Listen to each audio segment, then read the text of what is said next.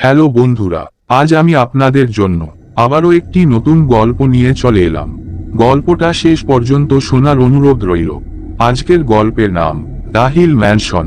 চলুন এবার গল্পটা শুরু করা যাক। গল্প: অর্ণব নামের একটি যুবক ছিল। তার শখ ছিল ভৌতিক নানা রকম জায়গায় গিয়ে ডকুমেন্টারি বানানো। একদিন সে তার দাদুর একটি ডায়েরি খুঁজে পেল। ডায়েরি খুঁজে পাওয়ার পর সে সেটাকে পড়ার সিদ্ধান্ত নেয়। সে ডায়েরিটা পড়তে গিয়ে দেখে তার দাদুর পুরনো ডায়েরিতে একটি হিল ম্যানশনের কথা উল্লেখ করা আছে। সেখানে লেখা ছিল হিল ম্যানশনটা নাকি অভিশপ্ত। সেখানে যে রাতের শেষে সূর্য ওঠে না, সে রাতেই ওরা আসে। অর্ণব কথাগুলি পড়ে বুঝতে পারে না ওরা মানে কাদের কথা বলা হয়েছে ডায়েরিতে। সে তখন ডায়েরিটি তার বন্ধুদের দেখানো কথা ভাবে। সে তার বন্ধুদের কাছে যায় এবং ডায়েরিটিকে দেখায়। 5 বন্ধু মিলে ডায়েরিটি পড়ে এবং 5 বন্ধুদের মধ্যে রহস্যে ও আগ্রহ জন্মায়। তখন তাদের মধ্যে যুক্তি হয় তারা সেখানে যাবে, কিন্তু তারা খালি হাতে যাবে না, ক্যামেরা নিয়ে যাবে সেখানে। কারণ তারা দেখতে চায় ওরা মানে কাদের কথা বলা হয়েছে ডায়েরিতে। তারা সেই রাতেই গাড়ি নিয়ে বেরিয়ে পড়ে এবং হিল ম্যানশনের সন্ধানে যেতে থাকে। সারা রাত গাড়ি চালানোর পর সকাল হয়ে যায়। তারপর সারা দিনও কেটে যায়। সারাদিন গাড়ি চালানোর পর সন্ধ্যা হয়ে আসে। সন্ধে বেলায় হঠাৎ পাথরের রাস্তা শুরু হয়। তারা বুঝতে পারে পাহাড়ের রাস্তায় চলে এসেছে তারা। তারপর গাড়ি পাহাড়ের পাথরে পথ বেয়ে উঠতে শুরু করলো। পাহাড়ে উঠতে উঠতে হঠাৎ তাদের গাড়ির রেডিও নিজে থেকে বেজে উঠল। রেডিওতে ভৌতিক কণ্ঠে শোনা গেল, তোমরা পথিক, এখান থেকে ফিরে যাও। তারা সেই কথার দিকে কান না দিয়ে ম্যানশনের সামনে পৌঁছে যায়। তখন তারা তাড়াতাড়ি গাড়ি থেকে নেমে পড়ে। গাড়ি থেকে নেমে সবাই ম্যানশনের গেটের কাছে চলে যায়, কিন্তু তাদের মধ্যে বিদিশা দেখে গেটের ওপাশে দাঁড়িয়ে আছে এক কালো ছায়া, কিন্তু অন্যরা কেউ তা দেখতে পায় না। তাদের মধ্যে এক বন্ধু সুব্রত ম্যানশনের দরজার তালায় ধাক্কা মারে। ম্যানশনের দরজায় মরচে ধরা তালা। সুব্রতর সামান্য ধাক্কায় তালা খুলে যায়, কিন্তু তালা খোলার সময় যেন কোনো অদৃশ্য হাত তালাটিকে ঘুরিয়ে দেয়। তারপর তারা ম্যানশনের প্রথম দরজায় ঢুকে পড়ল। তারা ম্যানশনের ভেতরের বাগানে ঢুকতেই চারপাশের পরিবেশ একেবারে নিস্তব্ধ হয়ে যায়। পাখির ডাক, বাতাসের শব্দ, সবকিছু থেমে যায়। তারা বাগানে হাঁটতে হাঁটতে ম্যানশনের প্রধান দরজায় চলে আসে। হঠাৎ করে তারা ম্যানশনের প্রধান দরজায় দেখল দরজায় বিশাল আকারের এক কালো মতো ছায়া পড়ছে, যার কোনো উৎস নেই। তারা সবকিছু উপেক্ষা করে ম্যানশনের প্রধান দরজা ঠেলে দেয়। তারা ভেতরে প্রবেশ করতেই তাদের মনে হয় সময় যেন থমকে গেছে। তারা চারিদিকে দেখতে থাকে। হঠাৎ তাদের নজর যায় দেয়ালে টাঙানো পুরনো ঘড়ির দিকে। তখন ঘড়িটা কাঁটায় কাঁটায় রাত 12টা বেজে গেছে। তখন তারা একটু ঘাবড়ে যায়। তারপর তারা হোল ঘরের দিকে যেতে থাকে। হোল ঘরে পৌঁছে তারা দেখে হোল ঘরের দেয়ালে জমিদার আমলের বিশাল বিশাল ছবি ঝুলে আছে। ছবিগুলোর মধ্যে একটি বৃদ্ধা মহিলার ছবি দেখতে পেল তারা। হঠাৎ তারা লক্ষ্য করল বৃদ্ধার ছবিটির চোখ ধীরে ধীরে নড়ে উঠল। তারা দেখল যেন সেই চোখটি সরাসরি তাদের 5 জনকে দেখছে। তারা তখন ভয় পেয়ে যায়। সবাই তাড়াতাড়ি হোল থেকে বেরিয়ে পড়ে সেখান থেকে বেরিয়ে দেখে একটি ঘরের দরজা নিজে থেকে বন্ধ হয়ে যাচ্ছে। তখন তুহিন দরজার দিকে এগিয়ে গেল এবং দরজার ফাঁক দিয়ে দেখতে চাইল। সে বুঝতে পারল যেন কারো নিঃশ্বাস পড়ার শব্দ শোনা যাচ্ছে। সে সবাইকে বলল সেটা। তখন সবাই আরো ভয় পেয়ে যায়। তারা ভয় পেয়ে ম্যানশনের করিডোরের দিকে যেতে শুরু করলো। সেখানে পৌঁছে তারা করিডোর ধরে হাঁটতে শুরু করে। বিশালের হঠাৎ মনে হয় তাকে যেন কেউ করিডোরের অন্য প্রান্ত থেকে হাত বাড়িয়ে ডাকছে। হঠাৎ ম্যানশনের করিডোরের জানালার কাছে শিশুদের মতো ছোট ছোট হাতের ছাপ দেখতে পাই তারা। তখন হাতের ছাপগুলো দেখতে শুরু করে সবাই। তাদের মধ্যে বিদিশা বুঝতে পারে কাচের হাতের ছাপগুলো ঘরের ভিতর থেকে হাত দিয়ে কেউ করেছে। হঠাৎ নন্দিনী অনুভব করে কেউ যেন তার নাম ধরে ফিসফিস করে ডাকছে।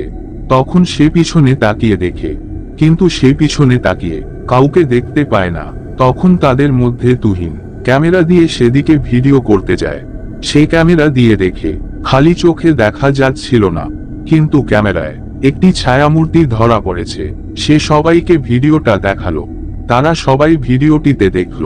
ভিডিওটিতে একটি ছায়া মূর্তি দেখা যাচ্ছে, কিন্তু ছায়া মূর্তিটির মুখ দেখা গেলেও ছায়া মূর্তিটির চোখ দেখা যাচ্ছে না।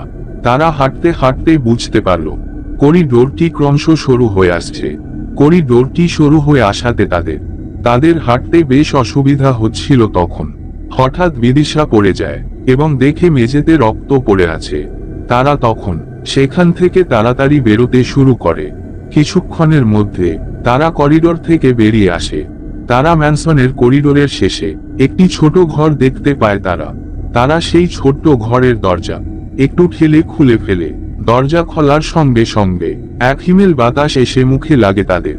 তারপর তারা সেই ঘরের মধ্যে ঢুকে পড়ে। ঘরের মধ্যে ঢুকে তারা লক্ষ্য করে ঘরের মাঝে একটি কাঠের বাক্স পড়ে আছে। তারা তখন সেই বক্সটি খোলার সিদ্ধান্ত নেয়। বাক্সটা খুলতেই একটি পুরনো পুতুল দেখতে পায় তারা। তখন সবাই লক্ষ্য করে পুতুলটির চোখে কালো একটা ছোপ। তখন তুহিন সঙ্গে সঙ্গে ক্যামেরা চালু করে। তুহিন ক্যামেরা চালু করতেই পুতুলটির চোখে আলো পড়ে। পুতুলটি চোখে আলো পড়তে পুতুলটি ধীরে ধীরে মাথা ঘুরিয়ে দেখে তাদের দিকে। পুতুল ঘাড় নড়ার সাথে সাথে সেই ঘরের দরজা নিজে থেকেই বন্ধ হয়ে যায়। দরজা বন্ধ হওয়ার সঙ্গে সঙ্গে তারা শুনতে পায় ঘরের চারপাশে বাচ্চাদের হাসির আওয়াজ। তারা চারিদিকে তাকিয়ে দেখে দেয়ালের মধ্যে লাল রঙে লেখা ফুটে উঠেছে।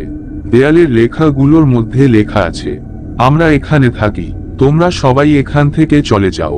দেয়ালের লেখা সবাই পড়ে এবং অনেক ভয় পেয়ে যায়। হঠাৎ ঘরে থাকা একটি পুরনো আয়না তারা দেখতে পেল। তারা আয়নার দিকে দেখল। আয়নাতে তাদের 5 জনের বদলে শুধু একটি ছায়ামূর্তি দেখা যাচ্ছে। সেটা দেখে সবাই ঘরটির দরজার দিকে দৌড়াতে শুরু করলো। তারা দরজা ধাক্কা দিতে লাগলো, কিন্তু দরজা খুলতে পারল না। তারপর তাদের পেছনে একটি ঠান্ডা নিঃশ্বাসের অনুভূতি হলো। তখন তারা পিছন ঘুরে দেখতে লাগলো। পিছন ঘুরে তারা কিছু দেখতে পেল না, কিন্তু জানালার বাইরে কয়েকটি ছায়া ধীরে ধীরে তাদের কাছে আসছে। তখন তুহিন ছায়াগুলোর ক্যামেরা দিয়ে ভিডিও করতে গেল, কিন্তু ভিডিও করলেও ছায়াগুলো ক্যামেরায় দেখা যাচ্ছে না।